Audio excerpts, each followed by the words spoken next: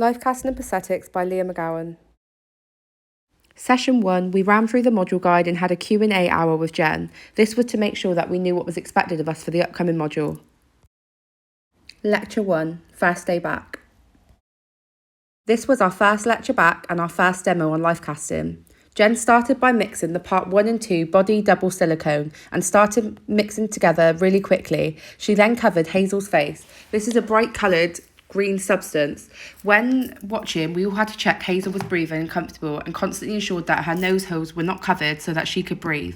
My task was to wet the mud rock and apply it to the model's face. Once the mud rock was hardened, we then removed the mould from her face, asking Hazel to wiggle and do funny facial expressions.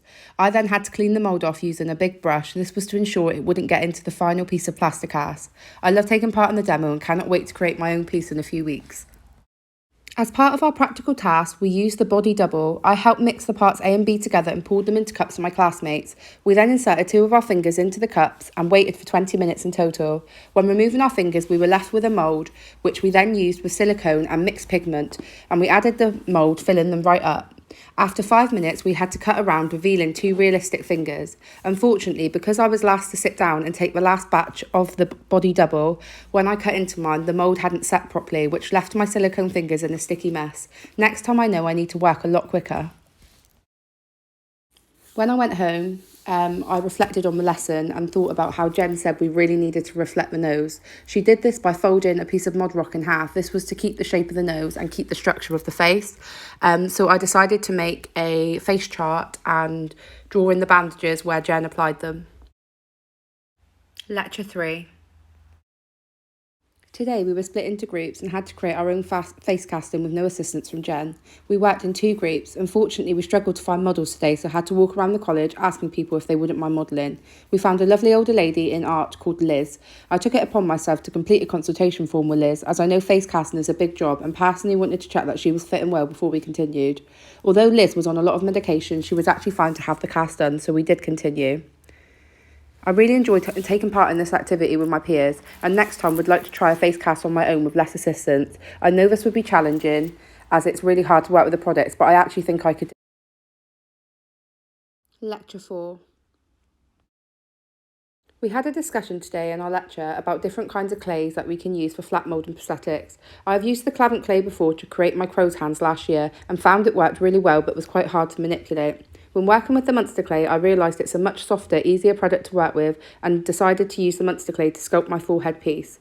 Jen taught us to roll the clays into small sausages representing the muscles in the forehead, so I decided when I get home I would recap myself on the forehead anatomy as I've learnt this in my beauty therapy. Lecture 5. In today's lecture, I applied texture to my piece using different kinds of techniques and tools. I wanted to create really deep wrinkles. We built a wall around the pieces using strips of cardboard and a glue gun. Usually we would use wooden sticks, but unfortunately we had ran out of these. We needed to give it time to cure so we could come back to it in a few weeks. Lecture 6. Reading Week. Lecture 7. Today we made bowl caps using keycap plastic. I really enjoyed using the product. Although it is very strong and I did need to wear a mask, I much prefer using a brush to apply it to the redhead and will definitely be purchasing some in the future. Others in my class use a sponge to apply the boldies, but I found that there was a lot of bubbles in theirs and mine was much more smooth. Unfortunately, I couldn't practice this at home as I didn't have any of the product, but I did try my own latex stipple cap, which turned out really, really well. Lectures 8 and 9. Unfortunately, I missed the Bentley's Materials Masterclass with Dave and Pete, but luckily Jen recorded this and I've watched it back and took some very rough notes.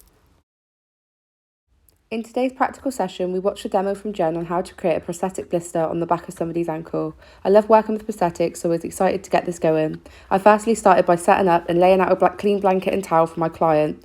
I started by checking her ankle for actual blisters and cuts, just to make sure the products I was going to be using was not going to irritate it. Luckily, my client's ankles were just a little bit dry, but they were absolutely fine to be worked on. I applied the prosthetic using silky in the middle and on the centre of the piece to ensure it was stuck down properly, and went around the rest of the piece using the silky and thinner. Once I was happy, I blended off the free edge and coloured it. I added a plaster to the blister look just to make it look more realistic and for a bit of fun. I'm really happy with how the look turned out, but I'm hoping to work on my colouring as I think it really lets my prosthetic looks down.